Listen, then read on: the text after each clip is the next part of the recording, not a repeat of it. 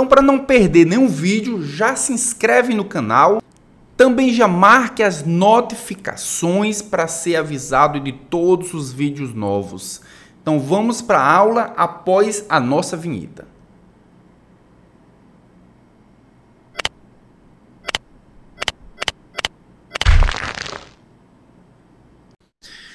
Então, essa aula aqui é a aula 17 e o codinome dela é Envelhecer com Parkinson, né? Estão vendo aí que já tem toda uma estrutura por trás da apresentação do conteúdo que vai ser, né, voltada aí para o YouTube, né? Como se a gente estivesse tendo essa aula no YouTube, tá bom?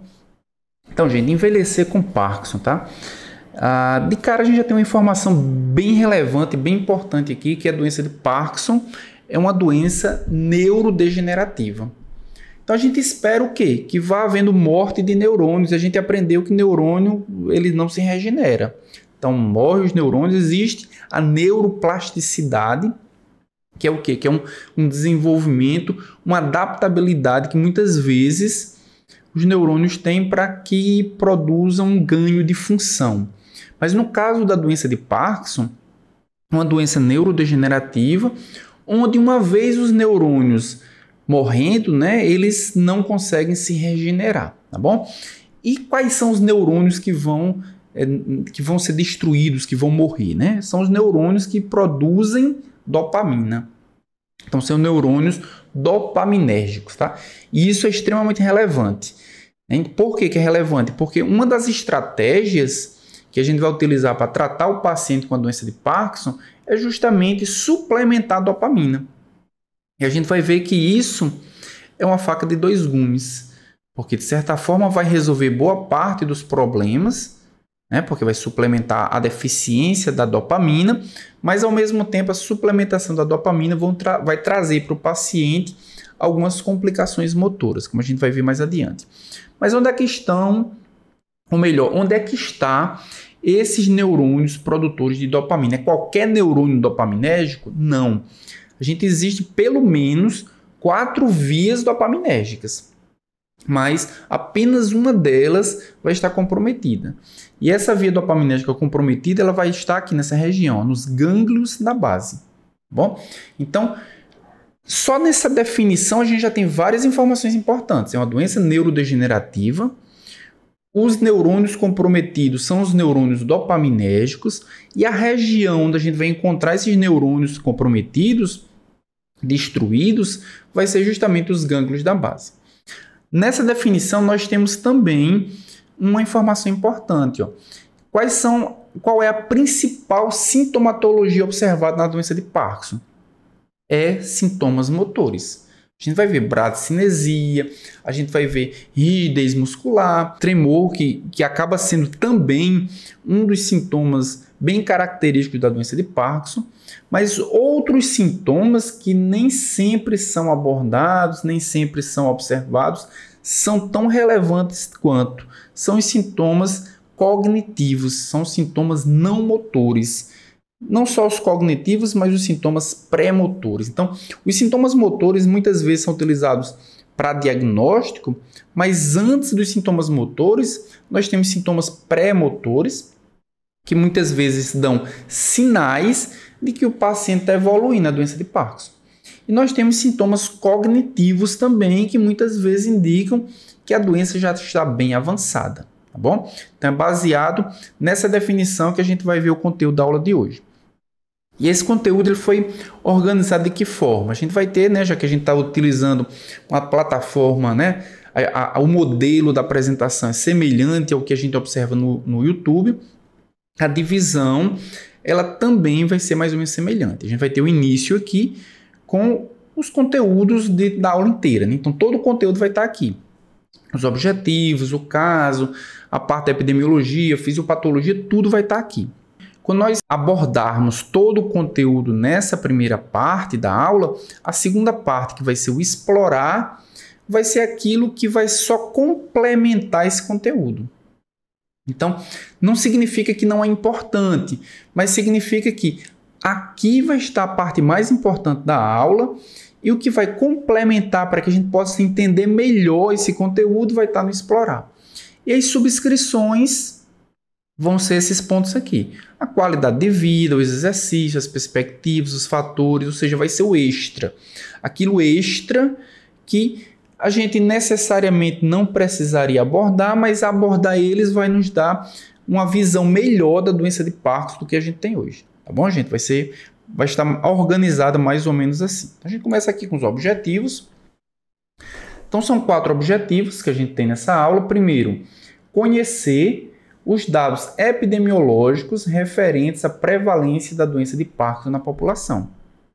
Então, qual é a faixa etária principal? Será que é mais homens ou mais mulheres que adoecem com a doença de Parkinson? Será que existe uma distribuição igual no mundo ou será que essa distribuição é diferente? Quais são também os sinais e sintomas de um paciente acometido pela doença de Parkinson? E eu já adiantei algumas coisas, né? O paciente vai ter sintomas pré-motores, sintomas motores e sintomas cognitivos. Mas quais são a gente vai abordar nesse objetivo aqui. Examinar os mecanismos fisiopatológicos da doença de Parkinson, como é que ela ocorre, quais são as vias que produzem a neurodegeneração dos neurônios dopaminérgicos. E apesar da aula de amanhã falar de tratamento, a gente vai finalizar a aula de hoje dando aquela pincelada no tratamento. Então a gente vai compreender os principais tratamentos usados para a doença de Parkinson, pelo menos quais são os alvos farmacológicos. Tratamento de fato a gente vai abordar só na aula de amanhã, tá bom, gente? Então vamos entender como é que vai ser o caso clínico. É um homem, né, DE, é a sigla dele, 60 anos, previamente rígido, procurou o médico com história de tremor na mão esquerda, iniciado aproximadamente 1 ano. Então fazia 1 ano que o paciente tinha um tremor na mão esquerda e ele procurou atendimento médico por essa razão. Qual é a sintomatologia do paciente? Ele referiu que esse sinal iniciou insidiosamente, ou seja, iniciou aos poucos, né? Aos poucos foi aparecendo, progressivamente ele apareceu, mais perceptível quando ficava nervoso e com o braço parado. Então existiam alguns gatilhos. Quando o paciente ficava nervoso, ele percebia que o tremor aumentava. Quando o paciente ficava parado, ele observava que o tremor também aumentava. Isso é chamado tremor de repouso. Muito comum no paciente com a doença de Parkinson. Então, com o tempo, o tremor foi aumentando a ponto de prejudicá-lo em sua profissão de marceneiro. Lembrando que os primeiros sintomas dele foi o quê? Foi 1 ano. Então, nesse ano, houve uma progressão de doença. Então, como é que foi feito o exame físico dele? Na revisão dos sistemas, informava constipação de longa data, sono agitado e dificuldade de sentir odores há um tempo que não sabia precisar. Certamente, esses sintomas eles eram anteriores aos sintomas de tremor. Então, os sintomas de tremor são sintomas motores. Normalmente, o paciente tem alguns sintomas anteriores que são muito frequentes e que precisam ser observados porque eles são sinais de neurodegeneração dopaminérgica. Percebia-se também que o paciente apresentava diminuição da mímica facial, hipofonia, ou seja, ele tentava falar, mas ele falava muito baixinho, tremor de repouso em mão esquerda, rigidez, ou seja, quando ele fazia um movimento, ele sentia uma certa resistência muscular, e bradicinesia em hemicorpo esquerdo. O que é essa bradicinesia? A gente vai ver mais adiante. Mas a bradicinesia é uma lentidão de movimento. Enquanto a gente anda muito rapidamente, o paciente com Parkinson, ele anda muito lentamente, ou seja, os movimentos dele parece que são em câmera lenta, e isso é exatamente chamado de bradicinesia. Bom, gente? E aí a gente vai fazer algumas perguntas, né, como é de praxe nas aulas. Então vão ser feitas 4 perguntas, está aqui elas. A primeira pergunta é: como se caracteriza o estágio inicial da doença de Parkinson? Será que esse paciente que a gente acabou de ver, ele está em que estágio? Será que é um estágio inicial? Será que é um estágio mais intermediário? Será que é um estágio muito avançado da doença de Parkinson? A pergunta 2 é: que medicamentos poderiam ser prescritos para esse paciente? Então, para esse paciente, o que é que poderia ser prescrito para ele? A gente vai ver alguns dos medicamentos, alguns dos alvos farmacológicos hoje, mas basicamente a gente vai tratar dessa pergunta mais amanhã. Que cuidados precisam ser tomados com os medicamentos prescritos para esse paciente? Essa é uma pergunta que a gente também vai conseguir responder ela com maior propriedade somente amanhã. E a pergunta 4 é: quais sinais não motores podem ser vistos nesse paciente que sugerem a evolução da doença de Parkinson? A gente viu vários deles, né? Ele estava perdendo o olfato, né? Ele estava com constipação. Todos esses são sinais pré-motores que indicam que a doença está em certa evolução. Tá certo, gente? Tudo tranquilo aqui? Ficou claro? Alguma dúvida com relação ao caso clínico, com relação às perguntas? Tranquilo, né? Ok, professor. Beleza, então. Vamos voltar aqui, ó. Então, a gente vai falar um pouquinho da epidemiologia da doença, tá certo? Então, primeiro, distribuição. Como é que ocorre, né? Como é que a gente visualiza a distribuição da doença de Parkinson no mundo? Então, vejam só, gente. A gente pode visualizar aqui um gráfico em pizza. Esse gráfico em pizza, ele já são dados que foram registrados, catalogados, né? Foram em 2005. Em 2005, nós tínhamos 4,1 milhões de pessoas com a doença de Parkinson no mundo. E nós temos um dado que é uma estimativa baseado no crescimento nos últimos anos. Em 2030, a ideia, né, a perspectiva é que passe para 8,7 milhões de pessoas. Então, mais do que vai dobrar isso em 25 anos. Né? Então, em 25 anos, mais do que vai dobrar o número de pacientes que a gente tem hoje no mundo. Quando a gente olha para esses dois gráficos, eu acho que claramente, se vocês olham para ele, vocês veem que existem alguns países ou alguns lugares que vão ter um crescimento no número de pacientes, enquanto que outros vai ter uma diminuição, ou seja, vai realmente ter uma certa prevenção no desenvolvimento de pacientes com doença de Parkinson, tá bom? Então a China é um dos que vai crescer, ó. Em primeiro lugar, a China é o país onde tem o maior número de pacientes com Parkinson. 48% de todos os pacientes do mundo estão na China, né? São chineses. Mas em 2030, a perspectiva é que isso aumente ainda mais, vai passar de 48% para 57%. Né? Um país que vai ter uma diminuição muito grande, ou país não, um continente, né, que vai ter uma diminuição muito grande é a Europa, né? 28%. É o segundo lugar onde tem maior número de pacientes com a doença de Parkinson, mas vai haver uma diminuição, a perspectiva, pelo menos, é que haja uma diminuição para pelo menos pela metade, não cai pelo menos pela metade. De 28% vai cair para 14%. E o Brasil? O Brasil é um dos países, apesar de, se a gente olhar para o gráfico, é 4%, comparado à China, realmente é um número muito menor de pacientes. Mas figura entre os países que têm maior número de pacientes com a doença de Parkinson no mundo, né? 4%, e a perspectiva é que permaneça nos mesmos 4%, tá bom? E aí a gente pode começar a cogitar, por que será que é na China onde tem o maior número de pacientes com essa doença neurodegenerativa? Por que será que esse número vai aumentar ainda mais? A gente vai ter uma parte do conteúdo onde a gente não tem a resposta para essa pergunta, mas alguns indícios mostram que provavelmente é uma grande exposição a algumas neurotoxinas, né? Neurotoxinas da poluição ambiental, né? Da industrialização excessiva. Toda essa exposição pode estar, né? Não existe nenhum estudo comprovando isso, mas pode estar submetendo, expondo a população da China, né, a essa doença neurodegenerativa. Tá bom, gente? Então, distribuição é isso. Os custos, né? Quanto é que custa um paciente com a doença de Parkinson? A gente tem aqui um gráfico mostrando várias doenças cerebrais, né? Esses dados são dados europeus, tá? A gente tem poucas informações ou pouca estatística no Brasil, por isso que vocês vão ver dados muito Europa, Ásia, né? Que são lugares onde tem uma consistência maior das informações, mas a gente pode trabalhar nisso como um modelo, tá bom? Então a gente tem várias doenças ou várias desordens cerebrais. O tumor cerebral é o que tem maior custo, né?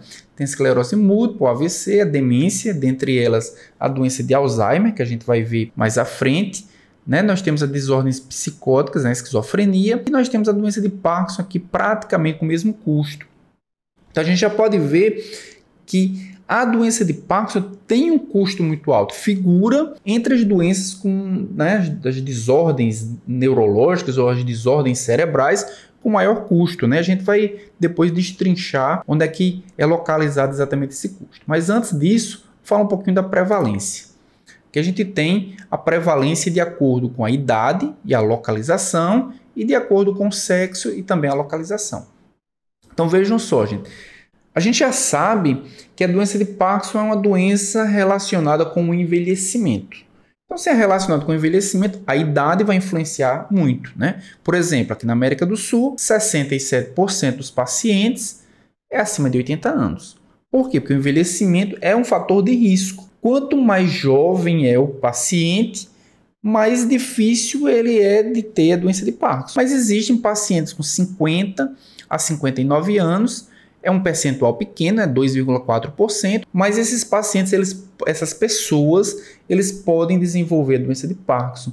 Isso aqui é o que se chama de Parkinson juvenil ou Parkinson precoce, tá bom? Não é comum, mas alguns pacientes podem desenvolver, nesse estudo aqui mostrou. Só que quando a gente compara essas informações com a Ásia, por exemplo, né? Não vou nem comparar com a Europa, América do Norte, vou comparar com a Ásia, porque de fato as diferenças são maiores.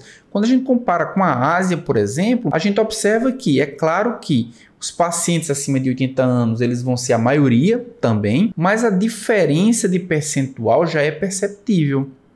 Então, enquanto que nós temos 67% dos pacientes acima de 80 anos com a doença de Parkinson, na Ásia esse número cai para pouco mais da metade, né? 56%. E por que cai pouco mais da metade? Porque existe um maior número de pacientes em idades mais precoces, em idades mais jovens, que desenvolveram a doença de Parkinson. A gente pode comparar, por exemplo, 60 a 69 anos, enquanto que na América do Sul nós temos um número correspondente a 6,9% dos pacientes com a doença de Parkinson nessa faixa etária. Na Ásia esse número é de 15%. Ou seja, existe uma tendência na Ásia e também um pouco na Europa, né? A gente pode ver que os números também são maiores, mas a Ásia é mais pronunciado isso. Existe uma tendência na Ásia de os pacientes desenvolverem a doença de Parkinson mais precocemente, né, em idades mais jovens do que normalmente a gente observa essa neurodegeneração. E aí provavelmente, né, aí existe todas essas hipóteses que provavelmente, ou uma possibilidade muito grande, a exposição, né, a poluições, a neurotoxina, né, uma série de fatores relacionados com a industrialização. Bom, quando a gente olha para a prevalência de acordo com o sexo, a gente pode ver que o sexo masculino predomina, 61% dos pacientes são homens, enquanto que 39% são mulheres, isso na América do Sul. Na Ásia também predomina homens, mas a gente pode ver, assim como na Europa também, né, a gente pode ver que as diferenças são menores. Tá bom? Eu trouxe um gráficozinho também para a gente ter uma ideia um pouco mais elaborada, né? A gente tem um gráfico mostrando a idade, também separada aqui por faixas etárias, e a prevalência, né, para cada 100 mil indivíduos, tá bom? Olhando aqui os homens, a gente pode ver que nas idades menores, a prevalência da doença de Parkinson é relativamente pequena. Então, a doença de Parkinson ela é de fato bem prevalente acima dos 60 anos, que a gente pode ver que a curva ela é bem ascendente. Isso aqui comparando os homens, que é a maioria, né? A maioria dos pacientes, eles são homens. Quando a gente compara com as mulheres têm uma curva ligeiramente diferente. Então, ela, de fato, tem um nível muito baixo de pacientes femininas que desenvolvem a doença de Parkinson abaixo dos 60 anos, mas acima dos 60 anos ela também tem uma curva ascendente, assim como nos homens, mas vocês podem ver que a diferença ela só tende a aumentar, né? Assim como aumenta, né? O aumento da idade faz com que exista um afastamento cada vez maior da prevalência entre homens e mulheres. Então, quando se compara só a faixa etária dos 80 anos, a prevalência é realmente muito maior entre os homens do que as mulheres, se a gente comparar ali próximo de 60, 65 ou até os 70 anos. Tá bom, gente? E como é que quem é que arca, né, com esses custos? A gente viu que é muito caro, o paciente com Parkinson ele tem um custo muito alto, e a gente trouxe um dado aqui, que é um dado da Grã-Bretanha, né, da Inglaterra, na verdade, né? E esse dado ele mostra o seguinte, uma comparação do Sistema Nacional de Saúde, do serviço social e do privado. Quem é que arca com as despesas? E a gente já pode observar o seguinte, o paciente com a doença de Parkinson, quando ele é precocemente diagnosticado, quando ele tem uma idade mais jovem, é um paciente que normalmente tem comprometimentos menores, ou seja, o custo para tratar ele também é menor. E nessa faixa etária, que é abaixo de 65 anos, a gente pode ver que praticamente os custos é do Sistema Nacional de Saúde, né, para os pacientes nesse país, na Inglaterra. Só que nós podemos observar que, independentemente do custo do paciente, é claro que esse paciente com 65 a 74 anos ele vai ter um comprometimento maior, os custos vão ser maiores, aqui ainda maior, e acima de 85 anos os custos vão ser ainda maiores, porque o comprometimento neurológico e motor vai ser certamente maior também. Só que quando a gente observa o Sistema Nacional de Saúde, ele tem meio que um limite. Então, o limite que ele pode gastar por usuário é mais ou menos o mesmo. Então, como é o mesmo e os custos aumentam, alguém tem que assumir esses custos. E quem é que vai assumir esses custos? A gente pode observar que inicialmente é o serviço social, olha, ele assume os custos ficando aqui bem próximo do Sistema Nacional de Saúde.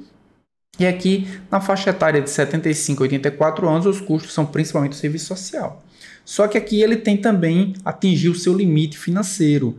E aí vem o serviço privado, ou setor privado, ou seja, os custos com planos de saúde ou o custo particular, né, do próprio paciente. A gente pode ver que inicialmente ele tem custos baixos, porque esses custos estão sendo assumidos tanto pelo Sistema Nacional de Saúde como pelo serviço social, mas aqui que é exatamente quando de fato o paciente tem uma maior necessidade de manutenção, que é quando de fato ele tem muito comprometimento e ele tem realmente um custo muito alto, esse custo ele é principalmente, não é apenas ele, né? A gente tem realmente aqui um compartilhamento, né, de custos, mas ele é principalmente responsabilidade, né, do próprio paciente, seja utilizando o seu próprio plano de saúde, seja ele utilizando aí o setor privado, tá bom? O serviço particular. Quando a gente olha aqui para esse gráficozinho, ainda vendo o financeiro, né, do paciente,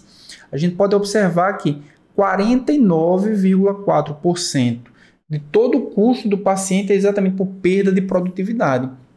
O paciente com Parkinson, ele tem um comprometimento motor e neurológico tão grande que ele não tem a condição total, né, de trabalho, né, condição física de trabalho. Então, quase a metade do custo dele é porque ele perde a capacidade produtiva. E aí a gente acha que muitas vezes o custo que o paciente vai ter vai ser com o tratamento medicamentoso, mas a gente pode ver aqui que 4,4% do custo é com o tratamento medicamentoso, então realmente é uma parte pequena desse custo, e esse custo maior, o segundo maior custo, é quando o paciente tem um atendimento hospitalar ou quando o paciente descompensa e tem que fazer o atendimento de emergência, né? O atendimento ambulatorial também é um percentual relativamente pequeno, certo, gente?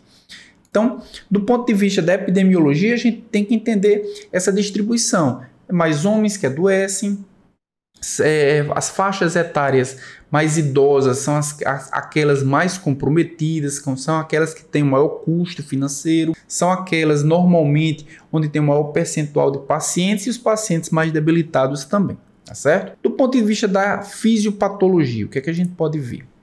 Então, do ponto de vista da fisiopatologia, a gente já viu o seguinte, que a doença de Parkinson, ela resulta o quê? Da neurodegeneração de neurônios dopaminérgicos. Agora a gente vai entender como é que isso acontece. A gente pode ver o seguinte aqui, ó. A gente tem um PET scan. O PET scan ele mostra o quê? Ele mostra o metabolismo de uma molécula marcada. E nesse caso aqui, o que foi marcado? Foi marcada a dopamina. Essa dopamina ela foi fluoretada e foi avaliado quanto de dopamina estava entrando no neurônio, quanto de dopamina estava sendo biotransformada. No paciente com Parkinson, vocês vejam que as cores principalmente são tonalidades aqui azul escuro, azul claro.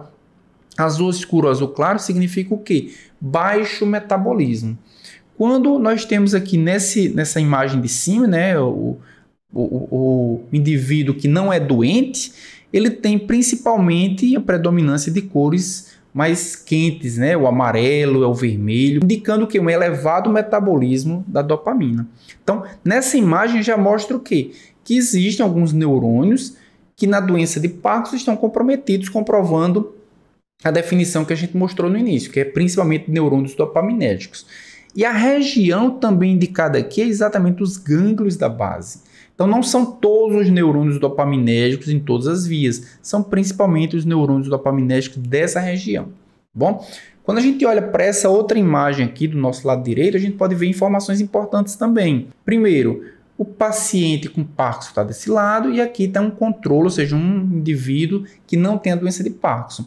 E eles fizeram um recorte da imagem das mesmas estruturas anatômicas. E a gente tem aqui a substância negra. A substância negra tem esse nome justamente porque ela é pigmentada, tem esse pigmento negro. A gente pode ver que no paciente com a doença de Parkinson existe uma despigmentação da substância negra. E essa despigmentação é resultado justamente da neurodegeneração, ou seja, existe nessa região uma perda de neurônios que provocou essa despigmentação.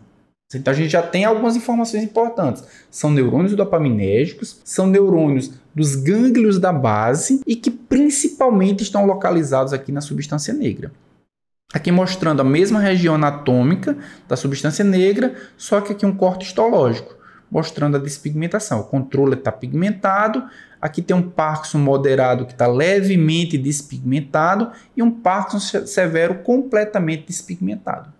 Tá certo? E aí, juntando todas essas informações, a gente tem essa imagem aqui de baixo. Essa imagem de baixo mostra o quê? 3 cérebros, e nesses 3 cérebros está mostrando a severidade da doença, tá certo? O verde, né, o verde mais escuro, mostra que existe uma severidade maior da doença. E por que existe uma severidade maior? Porque existe comprometimento neurológico maior. Aquilo que eu falei para vocês, o paciente apresenta sintomas premotores, a doença está no início. O paciente começa a apresentar sintomas motores, houve uma evolução da doença. O paciente começa a apresentar sintomas cognitivos, a doença já está bem avançada. E uma evidência desse avanço é isso aqui, ó, esses pontinhos vermelhos e esses pontinhos amarelos. O que é que significa isso? Os pontinhos amarelos são os corpos de Levy no córtex. A gente vai entender mais à frente o que significa esses corpos de Levy. Mas vejam que na doença leve, né, esse aqui é o estágio leve, né, estágio 1, estágio 2 da doença de Parkinson, existem poucos corpos de Levy corticais, poucos corpos de Levy na substância negra. A substância negra é essa região aqui que é a principal região comprometida. Veja que ela está num verde bem mais escuro do que as regiões corticais, tá bom? Então, a região onde fica a substância negra é uma região importante de comprometimento na doença de Parkinson. Aqui no estágio 3 e estágio 4, ou seja, um Parkinson moderado, a gente já tem uma maior distribuição dos corpos de Levy tanto no córtex como na substância negra. E aqui no estágio 5 e no estágio 6, a gente tem uma distribuição bem disseminada. Então vamos lá, vamos juntar as peças, tá, gente? Nosso objetivo aqui hoje é juntar as peças. Primeiro, na doença de Parkinson, a gente tem o quê? Comprometimento dopaminérgico. Segundo, onde é que ficam esses neurônios dopaminérgicos? Ficam nos gânglios da base. Em qual região dos gânglios da base? Na substância negra. E uma evidência de que a doença está evoluindo é que, se houver uma biópsia, né, pós-mortem do indivíduo, vai ser localizado corpos de Levy, que a gente vai entender o que significa isso, mas que esses corpos de Levy eles indicam a severidade. Então, eles vão estar pouco disseminados se a doença for leve e muito disseminado se a doença for mais grave. Tá certo, gente? E aqui a gente tem uma outra... Professor, Oi, pode falar. uma dúvida rapidinho. Essa substância negra está localizada no tronco encefálico, pela imagem que o senhor mostrou? Tá sim. Tá localizado no tronco encefálico. Obrigado, professor. Então, existe uma via dopaminérgica, a gente já vai ver ela, uma via dopaminérgica que liga a substância negra até o estriado. Existe uma comunicação da substância negra com o estriado. Tá bom, obrigado. Tá bom? Nada. Ó, então, nessa imagem aqui, a gente pode ver a evolução clínica do paciente com uma doença de Parkinson. Sintomas premotores, sintomas motores, sintomas cognitivos. E a gente tem análise de 3 vias neurológicas. A via dopaminérgica, que a gente sabe que já está comprometida, mas algo que a gente tem conhecimento recente é que a via noradrenérgica também tem um comprometimento importante. Principalmente na fase mais avançada da doença, quando o paciente começa a ter demência, quando o paciente começa a ter problemas cognitivos. E a via colinérgica, né, que é bem conhecida também, está relacionada com a via dopaminérgica, também tem uma relação importante na doença de Parkinson, tá certo? Mas o que a gente pode observar aqui, ó? Nos sintomas pré-motores, a gente tem uma fase pré-clínica, onde o paciente não está doente ainda, né? Nós temos a fase pré-motora, mas sem sintomas, né, quantificáveis. A gente pode observar que a via dopaminérgica tem um comprometimento. Quanto mais vermelho, ó, laranja para o vermelho, maior a perda celular e a denervação. Ou seja, o paciente está tendo o quê? Está tendo uma neurodegeneração. Quanto mais vermelho, maior o grau de degeneração nervosa, maior o grau de degeneração do neurônio. Então a gente pode observar aqui que nessa fase pré-motora, mas observem que existe uma grande neurodegeneração exatamente nessa região aqui, nigroestriatal, que a gente vai ver mais à frente. Aqui um pouco e aqui praticamente nenhuma, né? Mas quando a gente observa as vias noradrenérgica e colinérgica, já existe uma neurodegeneração mediana, tá certo? Então não é só dopamina. A dopamina ela começa principalmente nessa região nigroestriatal, quando a gente está falando de sintomas pré-motores e quando a gente está falando de sintomas motores também, ó. Vejam que aqui houve uma evolução, aqui houve uma evolução, mas nenhuma delas passou para o vermelho. O vermelho está tudo aqui, ó. Então é principalmente a neurodegeneração de neurônios dopaminérgicos e da via nigroestriatal. Só que quando a gente fala de sintomas cognitivos, a demência propriamente dita, aí de fato a gente tem o córtex cerebral comprometido, não só a via nigroestriatal, e aí a gente está falando de neurônios dopaminérgicos. A gente tem também comprometimento noradrenérgico, mas o colinérgico não. O colinérgico de fato está relacionado com o motor. Então o que é que a gente pode tirar de conclusão dessa imagem aqui? É que na fase pré-motora e na fase motora, nós temos principalmente comprometimento dopaminérgico e também colinérgico. E na fase de demência, aí nós temos um comprometimento colinérgico, aliás, dopaminérgico e também noradrenérgico, né? Principalmente não só localizado naquela região nigroestriatal, mas em todo o córtex cerebral. Tá bom, gente? Alguma dúvida, gente, até agora? Vou voltar aqui, né? Ó, então a gente tem algumas vias, né, dopaminérgicas importantes. A gente tem essa via mesocortical, essa via que pega aqui desde a região mesolímbica até a região cortical.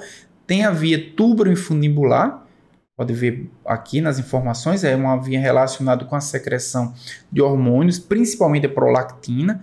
Tem uma via mesolímbica aqui, que é essa menorzinha, né? Região mesocortical para límbica também. E tem a via nigroestriatal. Essa daqui, ó, via nigroestriatal, vou clicar aqui para mostrar para vocês que é a via de fato importante aqui no controle motor, onde ela vai estar comprometida no paciente com Parkinson. Essas outras vias dopaminérgicas não têm relação nenhuma com Parkinson, elas têm relação principalmente com a psicose, né? Com a esquizofrenia, por exemplo, principalmente a mesocortical e a mesolímbica. A via dopaminérgica nigroestriatal é que tem esse controle motor, por isso que ele tem a relação com a sintomatologia da doença de Parkinson. E por que ela tem? E quando a gente olha a via dopaminérgica, a gente tem que pensar também que existe uma variação de receptores, né? Então a gente tem vários tipos de receptores dopaminérgicos, sendo que eles podem ser divididos em duas grandes famílias. Tem a família D1 e a família D2, né? Vamos esquecer por enquanto isso aqui é o mecanismo de ação, mas a família D1 ela é excitatória. O que é que significa isso? Que quando a dopamina se liga ou no D1 ou no D5, que faz parte da mesma família, ele vai produzir o quê? Um aumento da atividade neuronal. Quando ele se liga em D2 D3 ou D4, que fazem parte da mesma família D2, ele produz uma atividade inibitória, ou seja, ele diminui a atividade neuronal. E isso vai ser importante, por quê? Porque a doença de Parkinson vai estar relacionada diretamente com a atividade em um desses dois receptores, tá certo? Só que quando a gente observa, né, pela definição, a gente viu que a doença de Parkinson é uma doença relacionada à neurodegeneração na via nigroestriatal. Então, esses receptores precisam estar nessas regiões anatômicas. Então, D1 está no estriado e no neocórtex, D5, hipocampo e hipotálamo, tem nada a ver com a doença de Parkinson. D2, estriado e substância negra, além de hipófise, tem relação com a doença de Parkinson. D3, tubérculo olfatório, núcleo accumbens, hipotálamo. E D4, córtex frontal, medula oblonga e mesencéfalo. Também não tem nada a ver com a doença de Parkinson. Então, quais são os receptores que estão nas regiões nigroestriatal? O D1, que é excitatório, e o D2, que é inibitório. Por que é importante saber isso? Porque o alvo farmacológico, né, quando a gente pensar em agonistas dopaminérgicos, uma parte do tratamento para o paciente com Parkinson é a partir de agonistas dopaminérgicos. Ele vai ter que agir em um desses dois receptores, tá bom, gente? Então, qual é o mecanismo fisiopatológico para a doença de Parkinson? Como é que acontece a doença de Parkinson propriamente dita? Então, vamos lá. Então, o paciente, primeiro ele precisa ter um gatilho inflamatório, né? Aqui o gatilho inflamatório. Esse gatilho inflamatório pode ser o quê? Pode ser neurotoxinas, pode ser infecções. Então, qualquer substância que seja ingerida pelo paciente e que altere a microbiota normal, que estimule a microbiota normal ou que altere o equilíbrio da microbiota normal, ela é capaz de fazer com que essas bactérias intestinais elas produzam essa proteína aqui, a alfa-sinucleína. É chamado sinucleinopatia. Essa alfa-sinucleína, essa sinucleinopatia, ela tem duas vias. Ou ela vai por essa via que é uma via sistêmica, ou ela vai para uma via através do nervo vago. Ela migra através do nervo vago até chegar na substância negra. E aí vai provocar o quê? A neurodegeneração, a destruição dos neurônios. Então essa é a principal hipótese que sustenta por que os neurônios dopaminérgicos e como é que a doença de Parkinson ela surge. E a gente começa a pensar na sintomatologia pré-motor. O paciente pré-motor e o nosso paciente, no caso clínico, ele tinha um sintoma bem característico, que é a constipação. A constipação é um dos principais sintomas pré-motores que o paciente com a doença de Parkinson ele vai ter. E muito provavelmente em decorrência desse mecanismo, né? A alteração da microbiota normal, os enterócitos começam a produzir alfa-sinucleína, começam a expressar a alfa-sinucleína, e a alfa-sinucleína ou ela cai na corrente sanguínea e depois atravessa a barreira hematoencefálica, causando a neuroinflamação e a neurodegeneração, ou ela migra através do nervo vago, né? O nervo vago está inervando o intestino, ela migra através do nervo vago e também chega na substância negra, causando a neurodegeneração.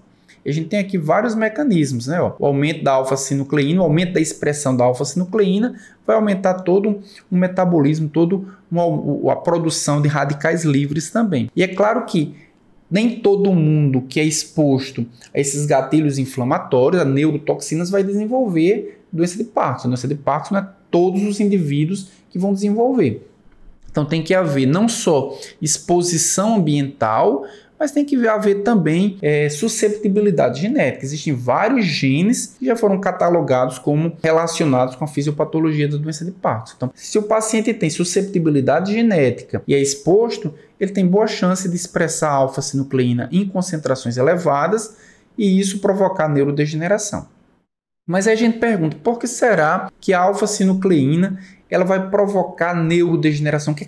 Como é que é esse mecanismo da neurodegeneração? Para entender isso, a gente precisa entender esse mecanismo aqui, ubiquitinação de proteínas. Então, quando o DNA produz um RNA e esse produz uma proteína, essa proteína ela não é funcional. Ela precisa se dobrar, ela precisa ganhar toda uma estrutura tridimensional para que ela se torne funcional. Se ela se dobrar corretamente, ok, ela vai exercer sua função. Mas se ela não se dobrar corretamente, existe uma revisão dessa estrutura da proteína, e se ela não estiver dobrada corretamente, ela vai ser marcada pelas proteínas de choque térmico, né? Tem essas duas aqui, HSP40 e HSP70. Quando elas marcam a proteína, isso significa que aquela proteína ela recebeu um selo para ser ubiquitinada. Então, ela vai ganhar várias moléculas de ubiquitina, e essa ubiquitina vai ser, digamos assim, o endereçamento para uma organela chamada de proteossomo. Então, essa proteína ubiquitinada vem para aqui, ela é destruída e é transformada em aminoácidos. Por que existe isso? Porque proteína mal dobrada, ela pode ter uma função degenerativa. Ela pode ter uma função muito ruim, inclusive causar apoptose celular. A alfa-sinucleína que a gente acabou de ver, produzida lá no intestino, migrando através do nervo vago, ao chegar lá na substância negra, rica em neurônios dopaminérgicos, vai fazer o quê? Vai inibir o processo de ubiquitinação. Ao inibir o processo de ubiquitinação, vai aumentar os níveis de proteínas mal dobradas, que são exatamente os corpos de Levy. Lembra dos corpos de Levy que a gente viu? Quanto maior a sua concentração e a sua distribuição, isso indica a severidade da doença. Esses corpos de Levy é exatamente essas proteínas, esse acúmulo de proteínas mal dobradas, e eles são neurotóxicos. Eles vão causar destruição dos neurônios dopaminérgicos. Tá bom, gente? Tá claro, pessoal? Tranquilo? Professor, só uma questão. Pode falar. No estado de desequilíbrio, quem produz a alfa-sinucleína são os micro-organismos da microbiota intestinal ou são os enterócitos? Na verdade, são neurônios entéricos, né? Você sabe que o sistema digestivo, né, o intestino, ele tem um sistema nervoso próprio, né? Ele tem o sistema nervoso entérico. São os neurônios do sistema nervoso entérico quem produzem, que expressam a alfa-sinucleína. E aí essa alfa-sinucleína que foi expressa, ela vai migrar justamente pelo nervo vago. Então não é o micro-organismo, mas o micro-organismo que sofreu alteração da microbiota, ele começa a produzir substâncias agressivas, né? Começa a produzir substâncias inflamatórias, e essa agressão ao intestino é quem vai induzir, né, esses neurônios entéricos a produzirem alfa-sinucleína. Ah, entendi, professor. Obrigado. Nada. Então tá claro, né, gente, a fisiopatologia? Tranquilo, né? Vamos para sintomatologia.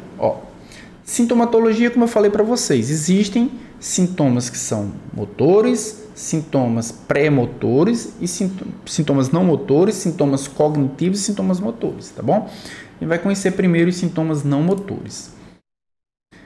Então vejam a quantidade de sintomas não motores que existem. São pré-motores, né? São chamados não motores ou pré-motores. O paciente pode começar a ter problemas visuais, a visão borrada, né? E aí, obviamente que com o envelhecimento, alterações visuais são comuns, então nem sempre esse sintoma é associado à doença de Parkinson, que muitas vezes é associado ao próprio envelhecimento, tá certo? Mas o paciente começa a apresentar diplopia, ou seja, visão dupla, começa a observar também ou perceber perda de olfato, né?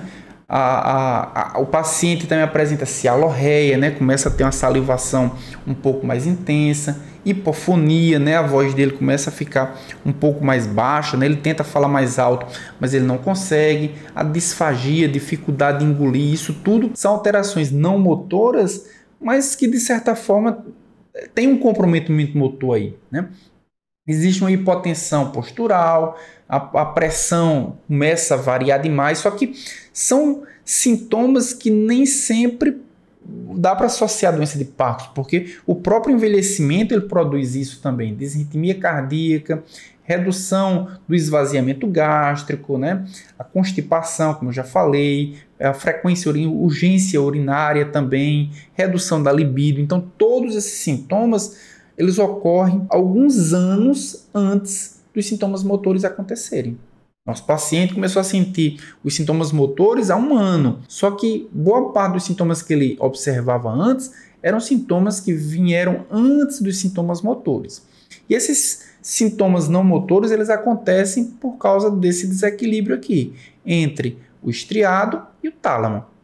A gente pode observar aqui a linha tracejada é quando ele tem uma atividade diminuída, né? Então, essa atividade aqui é excitatória, tem atividade diminuída, por quê? Porque houve um aumento da atividade inibitória. Então, tem uma via indireta. Esse mecanismo é um mecanismo bem complexo, por isso que a gente não vai abordar muito ele aqui, né? Principalmente vai entender como é que é o processo mais geral, tá certo? Mas existe uma via que é uma via indireta, uma via direta, e vejam que a via indireta ela está sua atividade aumentada, que é uma via inibitória, e a via direta é uma via que está ligada ao tálamo, ela tem uma atividade inibitória menor, né, com uma capacidade menor de inibição, tá certo? Então, existe um desequilíbrio entre o estriado e o tálamo, e exatamente esse desequilíbrio entre atividades inibitórias e atividades excitatórias são responsáveis não só pelos sintomas não motores, que é onde tudo começa, mas também pelos sintomas motores, como a gente vai ver mais adiante, tá certo? Só que antes de entrar nos sintomas motores, que são de fato os sintomas que servem como diagnóstico da doença, né, são sintomas mais observáveis, a gente vai entrar nos sintomas cognitivos. E aí, você está gostando da aula até aqui? Então não se esqueça de assinar o canal, de marcar as notificações para ser avisado de novos vídeos que vão aparecer também mais adiante, que indicam o quê? Que a doença já avançou bastante. E como é que a gente sabe que o paciente começa a ter problemas cognitivos? Quando ele começa a ter problemas de memória. Sexta-feira a gente vai falar sobre a doença de Alzheimer, que é uma demência propriamente dita, mas a doença de Parkinson, em determinado momento evolutivo da doença, ela se parece muito com a doença de Alzheimer. Ela tem uma demência também. Então, problemas de memória é sinal de que a doença evoluiu tanto que começa a ter comprometimento cognitivo, que começa a ter comprometimento daquela via noradrenérgica que a gente viu. Quanto maior o comprometimento noradrenérgico, maior os sintomas cognitivos. O paciente começa a ter incapacidade de se cuidar sozinho. Ele não consegue tomar um banho sozinho, ele não consegue se alimentar sozinho, ele começa a ter dificuldades de compreensão de sentenças gramaticais. Então, se você diz, olha, pegue esse objeto, levante a mão, né? Então, ele não consegue entender exatamente os comandos, tá? Começa a ter problemas de fala repetitiva, uma fala um pouco mais enrolada, diminuição da capacidade de abstração, ele não consegue entender um cálculo, por exemplo. Principalmente, ele entende aquilo que se pega e aquilo que ele vê. Ele vai ter dificuldade de mudar o foco da atenção, ele se torna uma pessoa um pouco mais distraída, e redução na percepção e do contraste espacial. Então, ele não consegue entender um pouco essa questão de volume, de espaço, da distância, se está perto. Ele tem uma certa dificuldade, e esses sintomas são evidências de que o paciente ele já evoluiu para uma fase avançada da doença, que já tem comprometimento cognitivo. Certo, gente? E os sintomas motores, quais são? Os sintomas motores são principalmente a bradicinesia. Então, o paciente começa a andar bem lentamente. A gente vai ter um vídeo mostrando como é que é essa bradicinesia. Mas o paciente começa a andar lentamente ou fazer movimentos lentos. Então, você diz, levante o braço. E o paciente levanta com uma velocidade bem mais lenta. Ou você pede para ele fazer um movimento de pinça e ele faz esse movimento de pinça bem lentamente, tá? É uma característica da doença de Parkinson. O paciente apresenta rigidez muscular. Então você tenta levantar o braço dele, mas ele encontra uma certa resistência. Tremor de repouso. Então, se o paciente está parado, ou melhor, se o paciente está se movimentando, muitas vezes ele não tem tremor. Mas quando ele para o braço, o tremor começa. Certo? Ele tem distúrbios de marcha. Ele vai começar a andar e ele anda meio robotizado. E na aula de amanhã, quando a gente for falar de tratamento, eu vou trazer para vocês uma ideia fantástica que foi desenvolvida por pesquisadores. E esses pesquisadores viram que se o paciente escutar uma música num determinado ritmo que seja compatível com a frequência da marcha dele, isso vai ajudar, inclusive, no equilíbrio dele. Então, ele vai andar naquela mesma frequência, naquele mesmo ritmo. Isso vai facilitar ele para que ele não caia, não se desequilibre e não caia. Bem bacana esse estudo. Instabilidade postural. Às vezes o paciente tem tanta instabilidade postural.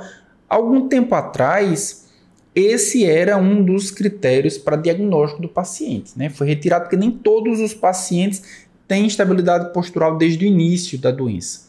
Muitos deles só tem na fase mais avançada, mas a instabilidade postural, se vocês olharem alguns vídeos, né, no próprio YouTube, vocês vão ver que alguns pacientes eles dobram o corpo para se manter ereto, para não cair. Então, existe uma certa instabilidade, ele fica um pouco curvado para facilitar aí se manter em pé. Dificuldade em engolir, né, que é a disfagia, a disartria, dificuldade de falar, de articular, e a micrografia também. Muitas vezes o paciente com doença de Parkinson, né, hoje não se assina mais cheque, né, não tem mais cheque, mas algum tempo atrás, quando se utilizavam cheques, o paciente com doença de Parkinson ele tinha os cheques devolvidos porque a assinatura dele mudava muito. Ele ia assinar e a letra ia ficando menorzinha e de repente ele não conseguia mais ser reconhecido, a sua assinatura não conseguia mais ser reconhecida. Esse comportamento na escrita é chamado de micrografia. Tá certo, gente? E como é que isso evolui clinicamente? Esses sintomas todos a gente falou separadamente, mas como é que eles evoluem? Então vejam só, a gente tem de 2 a 5 anos é o tempo de evolução, é o estágio prodrômico. Então vejam só, aqui a gente tem os neurônios dopaminérgicos, a diminuição da atividade dopaminérgica, tá certo? Aqui no verde nós temos a disfunção não motora, né, clínica não motora, e o vermelho, a linha vermelha, é a disfunção clínica motora, ou seja, sintomas motores, sintomas não motores e sintomas motores. Então vejam que aqui ainda não tem sintomas não motores. Mas a gente tem hiposmia, o estágio prodrômico, né, hiposmia, disfunções do sono, né, dificuldade do sono, depressão e também a constipação. Esses sintomas, essa sintomatologia, essa fase, dura em torno de 2 a 5 anos e vejam que o comprometimento dopaminérgico ele não é tão grande assim. De 3 a 6 anos aproximadamente, né, do momento em que a doença se iniciou, a gente tem os sintomas motores em estágio inicial. Então a gente tem a fadiga, tem a dor, tem a diplopia, e aí vejam que aqui a gente ainda não tem um comprometimento motor tão alto, né? Então o alto que eu digo é quando você tem pelo menos 50 a 60% de neurodegeneração dopaminérgica. Então aqui a gente já começa a observar os sintomas motores. Então quando é que se observa os sintomas motores? Quando aproximadamente metade dos neurônios dopaminérgicos eles são destruídos, eles estão mortos, né? Então aí de fato a gente tem um comprometimento motor. O comprometimento motor acontece de 4 a 12 anos desde o início da doença, né? E a gente tem aqui algumas coisas que a gente já observou aqui, né? Ansiedade, hipofonia, disfagia, né? E tem todos aqueles sintomas que a gente viu do ponto de vista motor. Aqui é quando o diagnóstico se inicia, tá certo? Quando o diagnóstico se inicia, o tratamento ele também vai se iniciar, tá certo? Então a gente tem o tratamento, quando o tratamento não tem um tratamento não sintomático, quando o paciente não inicia o tratamento, vejam que a evolução ela é bem mais rápida. Se o paciente iniciar o tratamento, a partir do diagnóstico, iniciar um tratamento sintomático, veja que ele vai evoluir, mas essa evolução vai ser mais lenta. Então, o objetivo do tratamento, a gente vai ver isso na aula de amanhã, não é curar uma doença neurodegenerativa, mas é frear o desenvolvimento, é fornecer a dopamina que o paciente não tem mais, é fornecer um agonista dopaminérgico, é diminuir a degradação da dopamina ainda existente. Então, a ideia é fazer com que a dopamina ela permaneça o maior tempo possível no neurônio dopaminérgico, tá certo? E aqui a gente tem a doença de Parkinson, né, já avançada. Isso acontece há pelo menos 8 a 10 anos depois que o paciente inicia os sintomas. E aí nós temos a demência, a disfunção cognitiva, alucinações, incontinência, a disfunção sexual, né? Tudo isso aí acontece nos estágios mais avançados da doença. Certo, gente? Vamos ver o próximo tópico, diagnóstico, né? Então, como é que é feito o diagnóstico? O diagnóstico, a gente pode ler aqui, o padrão ouro para o diagnóstico da doença de Parkinson são os critérios clínicos. Então, a doença de Parkinson ela é diagnosticada clinicamente. E diagnosticada clinicamente por quê? Porque não dá para você analisar se o paciente tem ou não tem corpos de Levy, por exemplo, que é um marcador importante. Esses corpos de Levy dá para você analisar patologicamente quando o paciente morre. É feita uma biópsia, é feita uma análise dos corpos de Levy. Mas antes dá para avaliar apenas a clínica e ele é o padrão ouro. Mas vejam que existem ainda exames de imagem, exame patológico, exame bioquímico, que auxiliam, que ajudam no diagnóstico, mas não é o padrão ouro. Então, o que é que acontece aqui? Ó? Tem 3 passos, né, para o diagnóstico. Primeiro passo, o diagnóstico da síndrome parkinsoniana. Então, todo paciente com doença de Parkinson vai ter bradicinesia, ou seja, lentidão de movimento.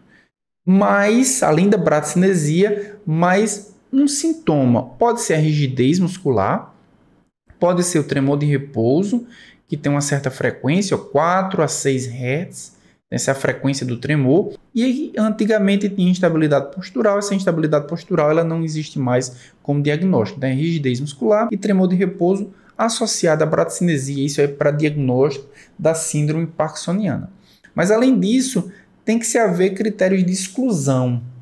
Então, uma ou mais das seguintes características sugerem um outro diagnóstico alternativo, que não doença de Parkinson. Por exemplo, se o paciente tem bradicinesia e tem rigidez muscular, mas ele tem um histórico de injúria encefálica, isso pode ser em virtude dessa injúria e não de doença de Parkinson. Se ele usa algum neuroléptico, pode ser uma psicose. Se tem outros parentes com os mesmos sintomas, também não necessariamente pode ser doença de Parkinson. Se ele tem uma remissão sustentada, ou seja, ele tem os sintomas, depois os sintomas reduzem e eles ficam muito tempo sem sintoma nenhum, também pode ser um diagnóstico alternativo. Se ele tem algum envolvimento autonômico severo, precoce, também não necessariamente pode ser doença de Parkinson. Então, passo 2 é o quê? Excluir tudo aquilo que pode ser outras coisas que não a doença de Parkinson. E o passo 3 é o quê? São os critérios que sustentam ainda mais a doença de Parkinson. Por exemplo, se o paciente apresenta o início unilateral, vocês viram que o paciente do caso clínico ele mostrava, apresenta um tremor na mão esquerda. Então veja que apresentou só de um lado, não foi nos dois lados, não é bilateral, é unilateral. Tremor de repouso presente, uma evolução progressiva, ou seja, ele há um ano atrás tinha uma sintomatologia, um ano depois ele tem uma progressão, tem uma evolução. Então isso sustenta que é a doença de Parkinson. Assimetria persistente, excelente resposta à levodopa, então se ele usa a levodopa, ele tem melhora sintomatológica. Então isso também sustenta que provavelmente é a doença de Parkinson. E o curso clínico de pelo menos 10 anos. Então, diagnóstico clínico, o padrão ouro. Mas além do diagnóstico clínico, existe também o diagnóstico por imagem, utilizando a tomografia por emissão de posítron, que é o PET, e a tomografia computadorizada de emissão de fótons único, que é o SPECT. Qual é o objetivo desses dois exames de imagem? É avaliar a densidade de terminais dopaminérgicos pré-sinápticos no estriado. Ou seja, avalia no estriado se tem morte neuronal, se tem morte de neurônios dopaminérgicos. E como é que isso é avaliado?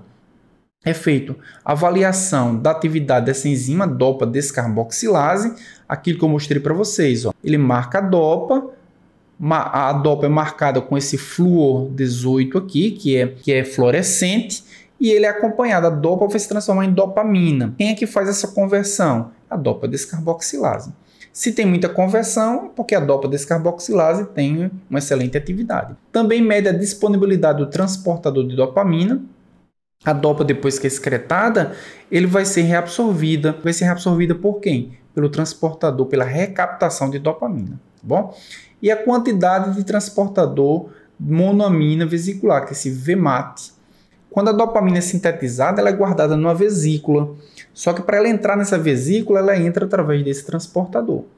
Se existe muito transportador, o neurônio está funcionando corretamente. Então, esses exames de imagem servem para avaliar do ponto de vista bioquímico e metabólico se está tudo certo. Tá bom? E ele permite também diferenciar se é doença de Parkinson ou se é outras doenças motoras, como, por exemplo, tremor essencial. Tá certo, gente? Mas o padrão ouro sempre vai ser o clínico. O patológico, ele vai ter que avaliar, pós-mortem, se existe os corpos de Levy ou principalmente a alfa-sinucleína, tá certo? Essa alfa-sinucleína, ela pode existir, não foi feito um estudo mostrando que existe também nos controles. Por isso que é importante, no exame patológico, não avaliar apenas a alfa-sinucleína, mas a alfa-sinucleína fosforilada.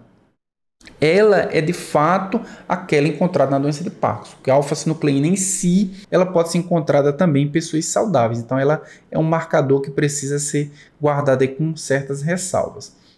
E o diagnóstico bioquímico avalia no líquido cérebro-espinhal a própria alfa-sinucleína. Esses marcadores são marcadores experimentais, eles não são marcadores fidedignos. A proteína DJ1, a proteína tal, a beta-amiloide e também beta-glicocerebrosídeo, tá certo? E no plasma é avaliado o ácido úrico e avaliado também a glutationa, que tem concentrações ou padrões alterados na doença de Parkinson. Mas, como eu falei para vocês, são experimentais, eles não são utilizados na prática clínica ainda, tá? Mas principalmente o clínico é o padrão ouro, imagem pode ser utilizado também como auxiliar e o patológico na alfa-sinucleína ou os corpos de Levy apenas quando depois do paciente morrer, né, depois do falecimento é que é feito o exame patológico.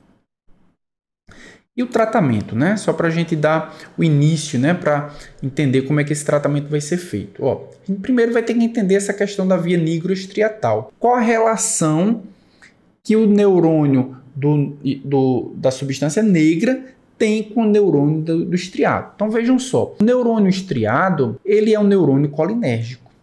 É um neurônio colinérgico que vai produzir acetilcolina. A acetilcolina ela vai estimular o músculo, vai promover a contração muscular, né? Isso a gente já conhece.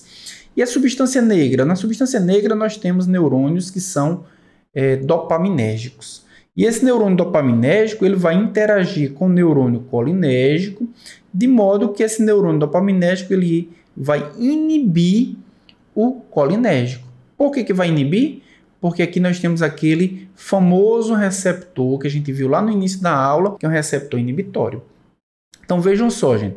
Substância negra tem um neurônio dopaminérgico que vai produzir dopamina. A dopamina se liga no receptor D2, aqui no neurônio colinérgico, inibindo a produção de acetilcolina. Se não tem acetilcolina, nós não temos contração muscular.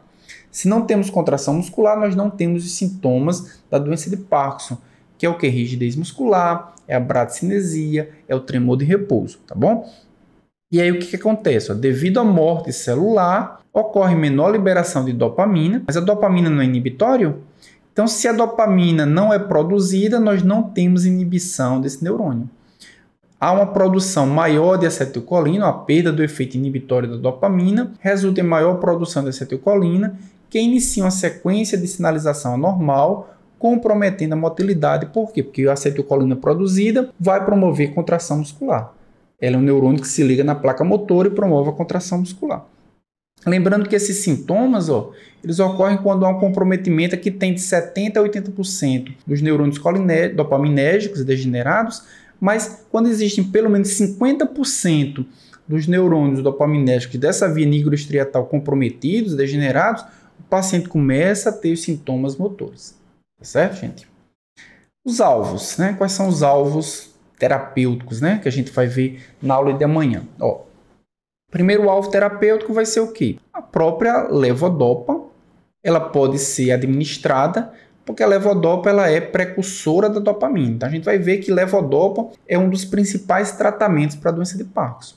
Suplementa a levodopa dentro do neurônio dopaminérgico, a conversão de levodopa em dopamina. A gente vai ver que vai existir vários prós, mas também vai existir vários contras a favor desse tratamento, tá bom? Além da levodopa, que outros alvos nós teremos também? Inibição da degradação de dopamina, seja ela pré-sinapticamente, seja ela dentro do neurônio dopaminérgico. Então, quando a levodopa é administrada, ela vai ser degradada perifericamente em dopamina ou vai ser degradada perifericamente também em um outro metabólico inerte. Um dos objetivos é o quê? É inibir, a gente tem aqui benzerazida, carbidopa, entacapona, todos eles vão inibir alguma enzima que vai preservar a levodopa, fazendo com que ela entre no neurônio dopaminérgico e possa ser utilizada para a síntese de dopamina. Ou você pode inibir rasagilina aqui, né? Ou pode inibir também com inibidores da conta, entacapona, tolcapona, e a dopamina vai ficar mais tempo na fenda sináptica e, consequentemente, ele vai conseguir estimular o neurônio pós-sináptico. Uma outra forma também, um outro alvo importante é exatamente os agonistas dopaminérgicos, agindo aqui em receptor do D2, principalmente, ou em D1 também. D1, apesar de ser excitatório, mas existe um tratamento para D1 também, mas o principal tratamento como agonistas dopaminérgicos são em receptores D2. Bom, é a pramipexona, né, dentre outros. As complicações motoras, a gente vai falar principalmente na aula de amanhã, mas elas podem se dividir em 3 grupos. São complicações do tratamento. O paciente vai tratar, ele pode ter complicações motoras, pode ter flutuações motoras, pode ter a discinesia, que é esse movimento distônico involuntário. O paciente começa a ter um movimento na qual ele tem posições bizarras, né? Então, essa complicação ela acontece porque o paciente começa a usar o próprio tratamento para a doença de Parkinson, que vai causar discinesia, ou a psicose induzida pelo fármaco, alucinações, ilusões, paranoia, e vai precisar tratar isso também. Então vejam como o tratamento ele não é simples. Ele vai tratar os sintomas do Parkinson, mas ele pode ter algumas complicações que muitas vezes vão precisar do tratamento, né? Exatamente como tem aqui, ó, tratamento não dopaminérgico. Então, para as flutuações motoras, nós temos uma série de alternativas, desde os antagonistas de receptores da adenosina até os antagonistas da monoaminoxidase.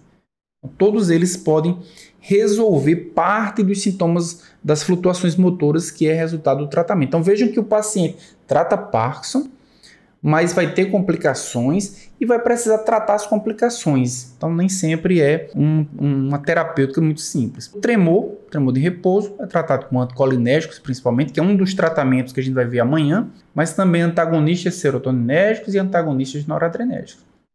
Ele vai utilizar antagonista daquelas 3 vias, né, principalmente. Discinesia, antagonista NMDA, antagonistas serotoninérgicos e antagonistas noradrenérgicos. E o distúrbio de marcha, inibidores da colinesterase, inibidores também da recaptação de noradrenalina. Então são tratamentos não relacionados com a dopamina, com a via dopaminérgica, são relacionados principalmente com as complicações motoras que acontecem em virtude do próprio tratamento dopaminérgico. Tá bom, gente? Então a gente vai aqui passar rapidamente pelo explorar, né? Explorar é o quê? Apenas para a gente complementar o que a gente acabou de ver. Então, bradicinesia, o que a gente viu? Bradicinesia é quando o paciente tem um movimento extremamente lento. Então vejam só, gente, a informação que tem aqui, ó.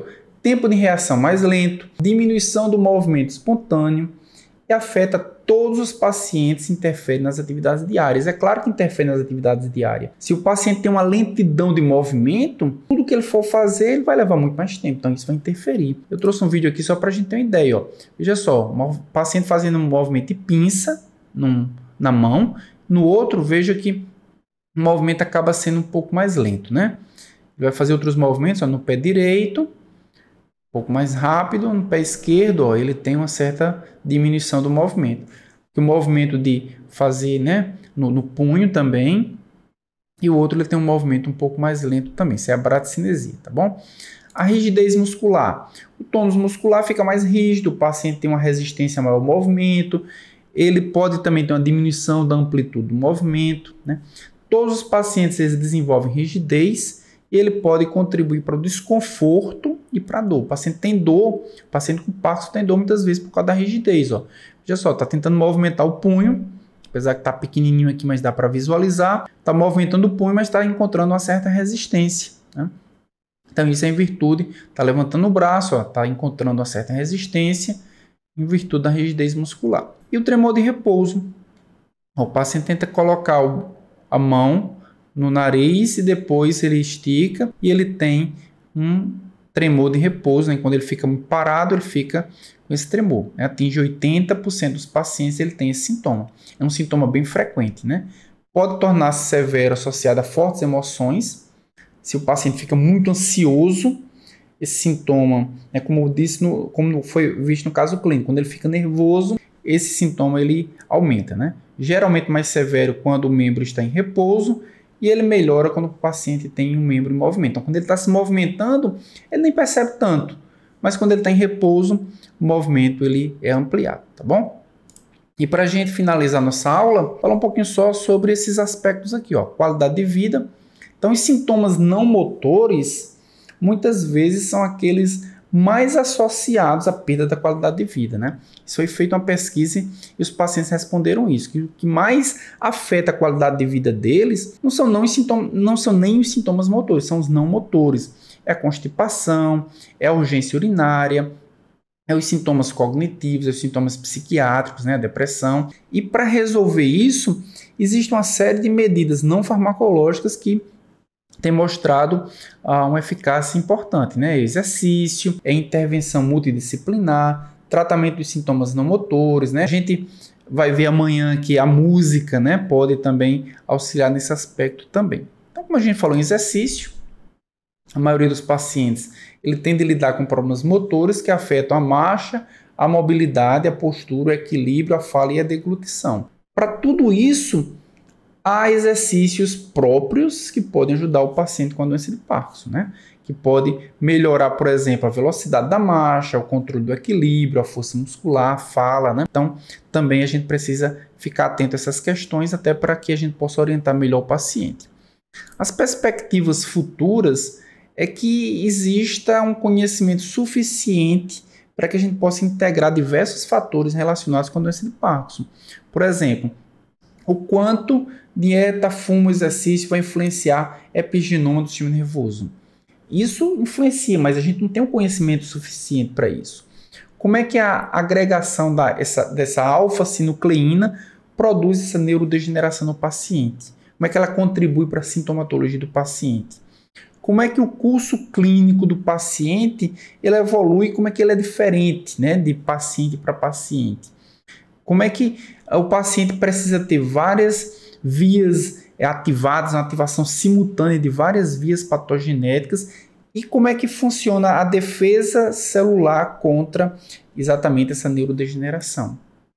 E quais são as falhas neurais e quais são aquelas que são melhor ou pior suportadas pelo envelhecimento? Então, são vários fatores que, do ponto de vista do conhecimento, da integração, como é que eles se conversam entre si, não se sabe ainda. Então, talvez no futuro, a gente conhecer bem essa inter-relação entre esses fatores, a gente consiga até prevenir melhor a doença de Parkinson, né? E a gente tem aqui os fatores preditivos precoces, né?